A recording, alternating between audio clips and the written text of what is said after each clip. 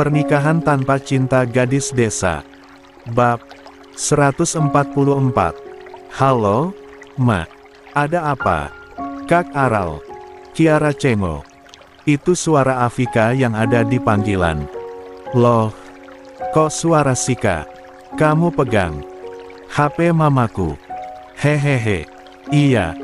Tante Cici lagi main kemari. Aku udah izin mau pinjam HP-nya buat telepon Kak Ara. Kenapa pakai HP mamaku segala, deh? Kan bisa pakai HP-mu sendiri.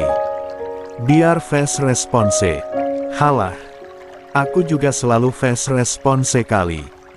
Ngomong-ngomong, aku udah selesai ujian, Kak. Nanti Kak Ara datang ke rumah ya. Kita nonton drakor bareng, kalau perlu nginep sekalian lah. Aku bosen banget kalau enggak ada Kak Ara. Kiara terkekeh mendengar ucapan Afika. Gimana nanti aja deh, lihat-lihat situasi dan kondisinya dulu. Yah, kok gitu sih? Ada drakor baru loh, Kak. Datang ya. Ya, Afika sedikit memaksa. Aku sih mau aja, Fik. Masalahnya, sekarang aku udah kerja, jadi ya waktunya enggak seluang sebelumnya. Afika kecewa. Yah, seandainya aja Kak Ara jadi kakak ipar Sika, pasti menyenangkan soalnya kita bakal tinggal serumah. Kiara tertawa mendengarnya. Ya nggak mungkin lah. Tapi Sika dengar waktu itu Kak Ara mau dijodohin sama Kak Samba. Kiara langsung menghentikan tawanya karena kaget. Apa? Di situ, Alarik juga ikut kaget. Karena suara Kiara mendadak meninggi. Kamu kenapa sih? Tanya Alarik. Masa kata Sika, aku mau dijodohin sama Bang Samba.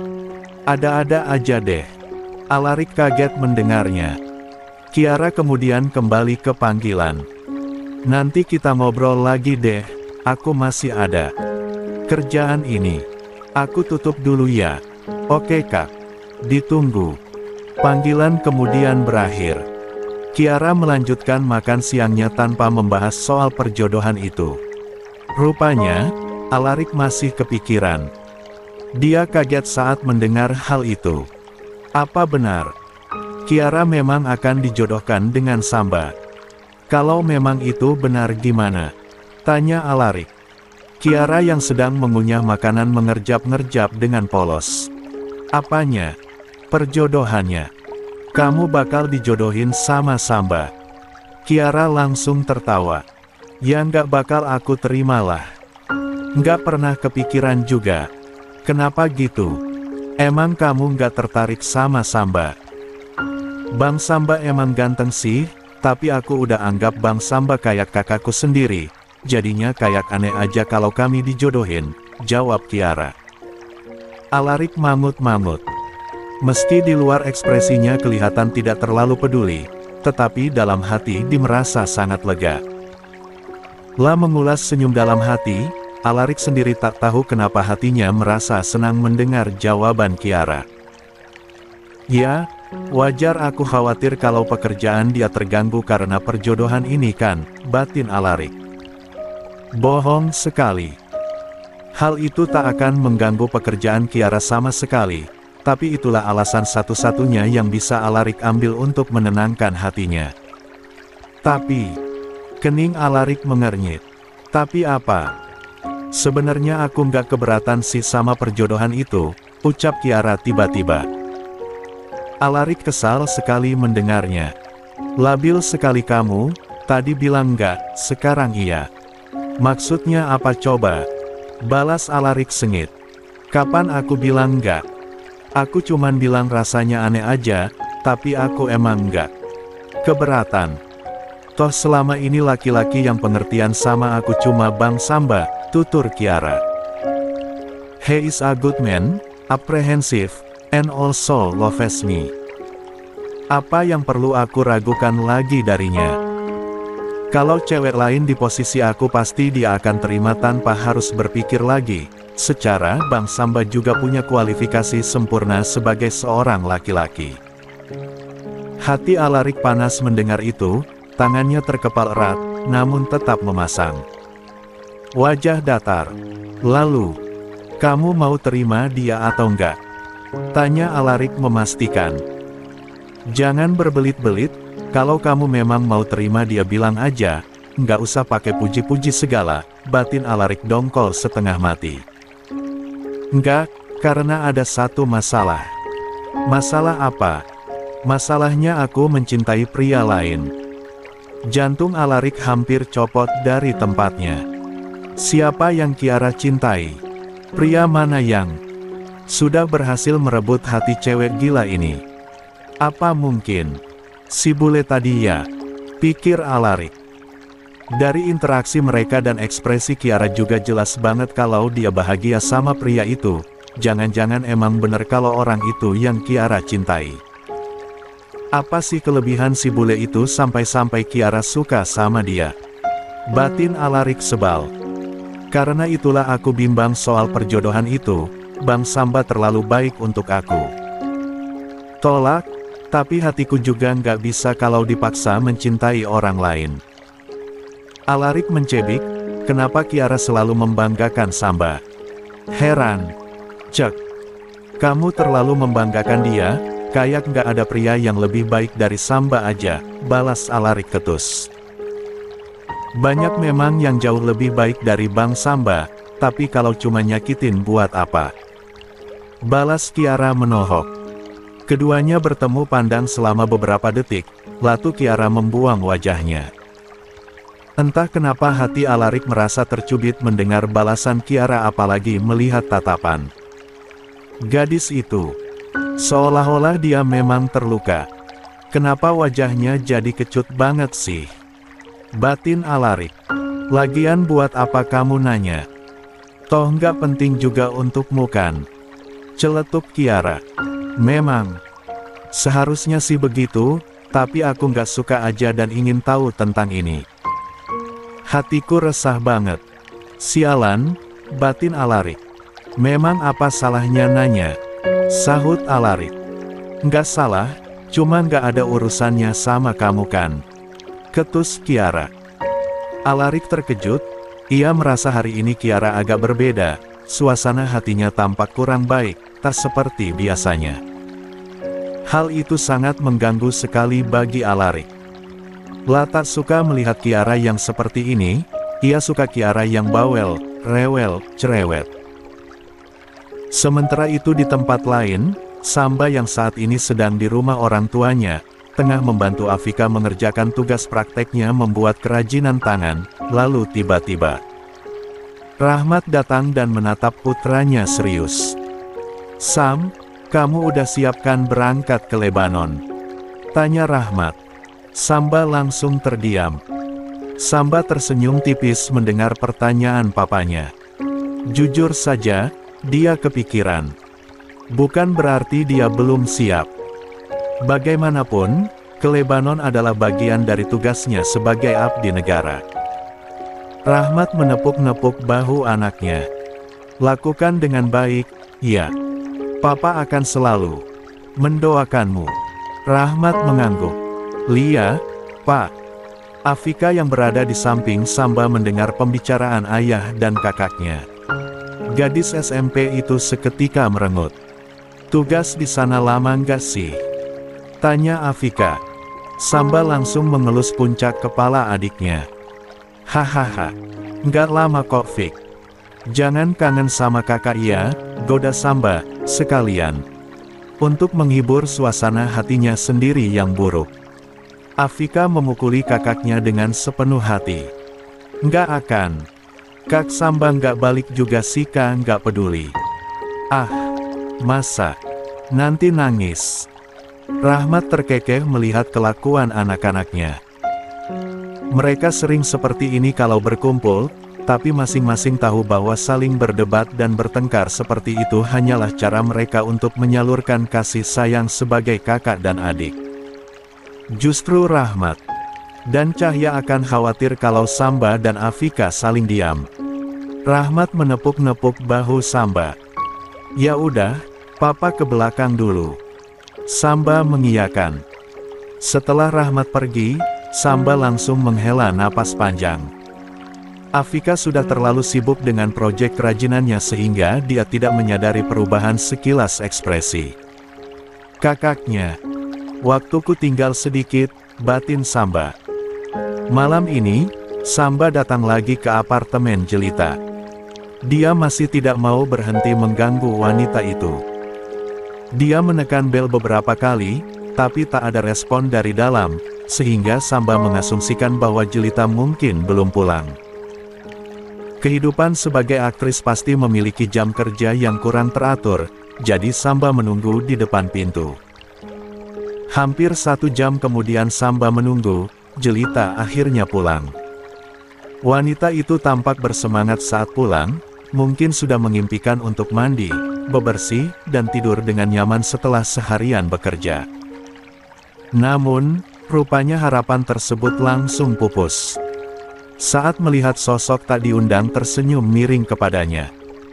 Seketika, Jelita memutar bola matanya malas. Cih, kenapa dia di sini lagi sih? Batinnya kesal. Jelita berpura-pura biasa saja. Jangan sampai kelihatan tertekan di depan Samba atau pria itu akan semakin mengusiknya. Jelita mendekat ke pintu apartemennya. Dia melirik Samba dengan pandangan malas. Ngapain lagi kamu ke sini? Samba menyeringai iseng. Aku lapar, belum makan. Jadi aku mau numpang makan. Kemari. Jelita mengepalkan telapak tangannya. Sabar. Stop main-main terus. Aku baru pulang pemotretan, capek. Lagian di dalam gak ada makanan apa-apa. Aku udah makan di luar. Samba tetap tidak beralih dari posisinya. Seringai di wajahnya pun tidak pudar. Kadang, Jelita heran, sejak kapan Samba bisa memasang ekspresi menyebalkan begitu. Kok malah diem aja? Sana pulang. Cari makan di mana juga bisa, kan? Usir Jelita. Nggak bisa. Kalau aku minta makan, kamu wajib untuk memberikannya. Ingat tentang balas budi. Jelita mendecak kesal. Astaga, itu lagi. Sampai kapan Samba akan terus mengungkit-ungkit perihal balas budi itu? Aku nggak mau masak. Kamu nggak lihat apa aku baru balik kerja? Ya kecuali kamu mau makan mie rebus aja. Ada tuh di dalam. Jelita kira, Samba akan langsung menolak. Untuk seorang abdi negara yang harus menjaga kondisi tubuhnya tetap prima, makan mie rebus malam-malam harusnya menjadi pantangan. Jelita sudah tersenyum dalam hati, menantikan Samba pergi dengan ekspresi kesal. Oke, nggak masalah sama mie rebus, jawab Samba. Jelita mengerjap. Apa? Kamu bilang adanya mie rebus, kan? Ya sudah, aku mau mie rebus. Sudah, cepat buka apartemenmu, kakiku kram kelamaan menunggu. Jelita melotot kaget. Kok malah mau? Kamu mau makan mie rebus? Tanya Jelita seolah berusaha mengkonfirmasi pendengarannya barusan. Samba mengangguk. Ya, harus diulang berapa kali sih? Buruan buka apartemenmu. Ada tamu seharusnya dipersilakan masuk, bukan diajak bicara di depan begini. Aslinya Jelita kesal. Namun, dia tidak punya alibi lain lagi. Rupanya mie instan tidak membuat Samba menyerah. Mau tak mau, Jelita akhirnya membuka apartemennya dan masuk bersama Samba. Berhubung katanya Samba sudah lapar, Jelita mau tak mau harus menunda waktu rebahannya. Padahal dia sudah menantikan kasur empuknya. Dia sudah lelah, astaga. Mengapa pula Samba harus datang? Samba sendiri begitu masuk apartemen Jelita langsung duduk di meja makan. Menunggu Jelita memasakkannya mie rebus. Ogah-ogahan Jelita memasak. Masih ada beberapa bungkus mie rebus di lemari dapurnya. Jelita hanya makan sesekali di saat darurat saja. Sebab, kalau sering-sering makan mie rebus dan ketahuan inces, Jelita bisa kena omelan panjang kali lebar. Jelita mengambil 2 bungkus mie rebus. Dia mau memberikan Samba mie rebus polosan saja, awalnya. Namun, entah mengapa tiba-tiba dia bersemangat untuk memasak mie rebus itu. Dia membuka kulkas dan mengambil beberapa bahan lainnya. Sosis, bakso, sayuran yang ada di kulkas, telur. Semuanya komplit. Dia juga heran sendiri mengapa harus memberikan effort lebih hanya untuk semangkuk mie instan yang akan dimakan Samba. 15 menit kemudian, mie rebus komplit itu selesai. Aromanya menggugah selera. Mie rebus polosan saja aromanya sudah menggugah selera, apalagi diberi topping lengkap. Jelita awalnya tanpa sadar tersenyum-senyum sendiri dengan hasil masakan mie rebusnya. Entah mengapa, ada rasa puas. Namun, saat mau menghidangkannya kepada Samba, Jelita langsung balik memasang wajah jutek. "Nih, udah selesai." Samba menatap isi mangkuk besar di hadapannya. Dia menaikkan sebelah alisnya melihat mie rebus dengan topping lengkap itu. Mie rebus di warung malah kalah topping dibandingkan yang ini. Samba menyeringai tipis. "Masih ada usaha juga rupanya," ucap Samba. Alis Jelita menukik tajam. Kamu bilang apa?" "Bukan apa-apa. Ngaku bilang apa tadi kamu?" Samba terkekeh. "Hei, aku memuji. Kukira kamu mau ngasih aku mie instan polosan." "Oh, jadi harusnya gitu." Samba tertawa geli. "Enggak, begini lebih baik." Samba mencicipi mie instan itu.